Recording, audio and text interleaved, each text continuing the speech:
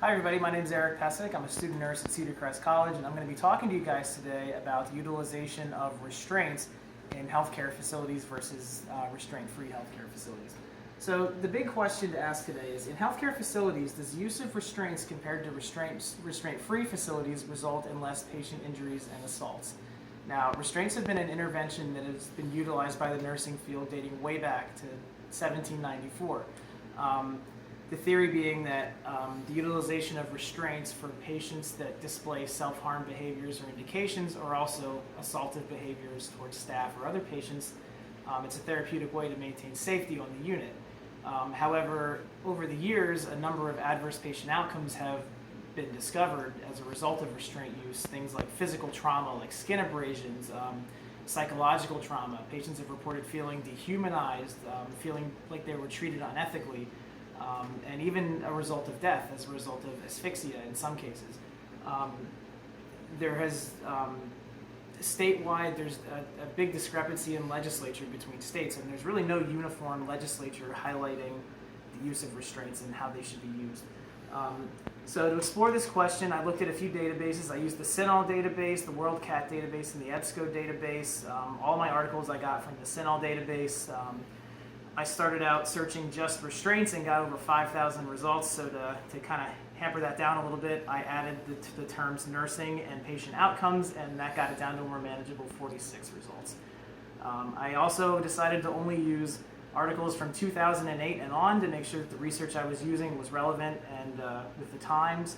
To get into my results, Latina et al. Did a study highlighting the morbidity and the mortality of restraint usage.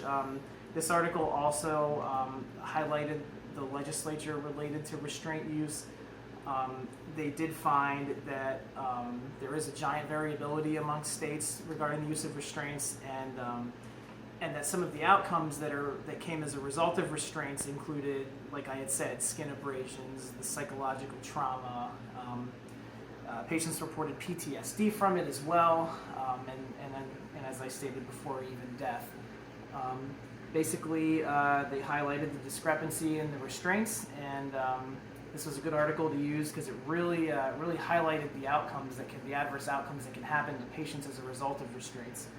Another article that I used was from Smith et al. That was from just this past year in 2015, and what they looked to do was they assessed data from all of the Pennsylvania state hospitals from the years 2001 to 2010 through a convenience sample, and they correlated patient restraint episodes with assaults. And a very encouraging finding that they discovered was that from 2001 to 2010, the incidence of restraints actually decreased, and while the incidence of restraint episodes decreased, so did assaults from patients to other patients and staff as well.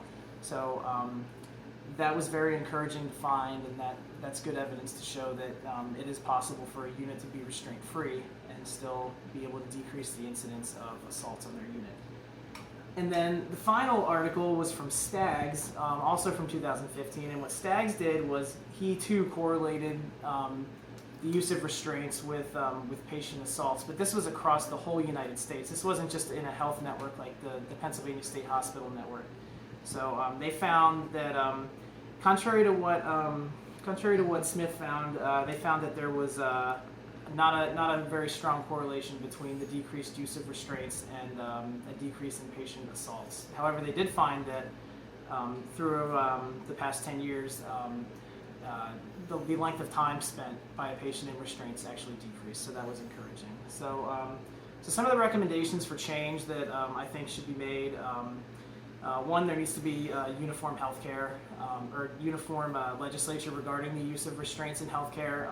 There's too much variability among states, and that can skew data and harm patient outcomes.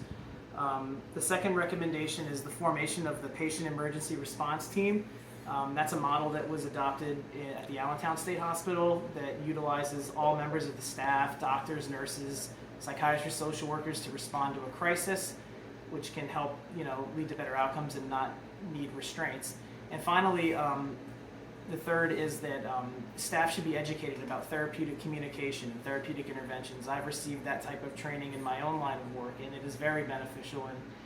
And it has, the Pennsylvania State Hospital system did show that it does reduce the incidence.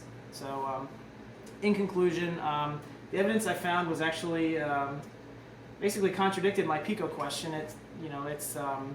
The data out there shows that by reducing restraints and adopting a culture change, that you can, lessen the incidence of assaults on an inpatient unit.